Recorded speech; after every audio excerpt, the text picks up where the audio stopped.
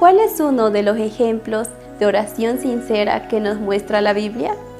Pues quédate aquí que yo te lo cuento.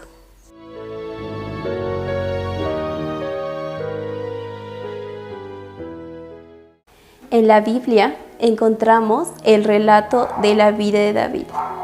David fue el rey de Israel y tenía toda la riqueza y el poder que pudiera tener todo lo que él quisiese a su alcance. Pero vemos que a pesar de que la vida de David era tan buena, él cometió varios pecados. Un día, cuando él contemplaba desde su balcón, vio a lo lejos a una hermosa joven. Tanto fue que le llamó la atención que él hizo que la llamaran y la trajeran a su trono. Cuando él la vio, se enamoró aún más de esta hermosa señorita. Pero él se dio cuenta que era la esposa del comandante de su ejército, que se llamaba Urías. A pesar de que él se enteró de que era la esposa de Urías, a él no le importó y cometió adulterio con ella. Y luego, para ocultar su pecado, llegó hasta tal extremo que hizo que pusieran a Urías al frente en la batalla para asegurarse que los enemigos acabaran con su vida. Luego de haber cometido su objetivo, él quiso ocultar su pecado. Y como ya la esposa de Urías quedó viuda, él la llamó e intentó vivir con ella. David pensaba que su pecado estaba oculto, pero sabemos que para Dios nada puede estar oculto. Tanto fue así que Dios envió al profeta de ese tiempo, que se llamaba Natán. Cuando Natán fue, le contó a David una historia. En ese tiempo, David tenía la potestad de decidir sobre casos de personas de las que pasaban en ese tiempo. Entonces Natán fue y le contó una historia. Le dijo que había dos personas. Uno que era pobre y que solamente tenía un corderito en su rebaño. Y había otro que tenía muchas ovejas.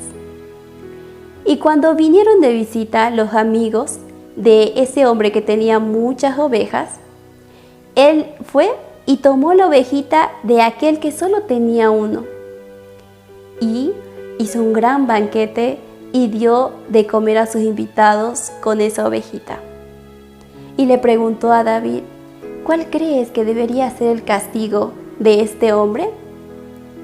Y él, sin pensarlo y sin dudarlo, dijo, él debe pagar 4 veces más de lo que ha tomado. Y cuando el profeta le dijo, ese hombre eres tú, David se llenó de tristeza, de indignación. Lo bueno y rescatable de David es que él aceptó su pecado, se arrepintió de todo corazón y buscó a Dios.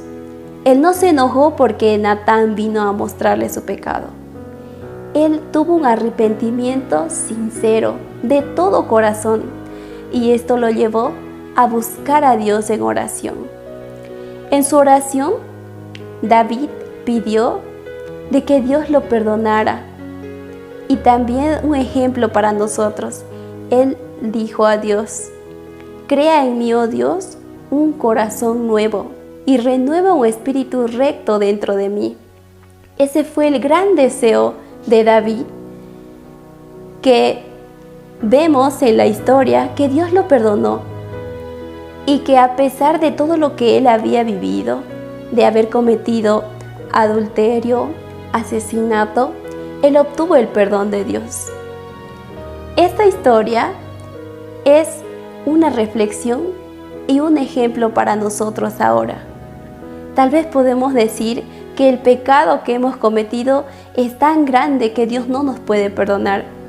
Pero con esta historia nosotros nos damos cuenta de que no importa cuán grande haya sido nuestro pecado. Si nosotros buscamos a Dios de todo corazón y nos arrepentimos y abandonamos ese pecado, Dios está dispuesto a perdonarnos.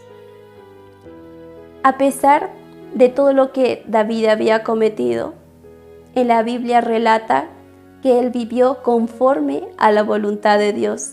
Él buscaba a Dios todos los días en oración y él caminó perfectamente de la mano de Dios.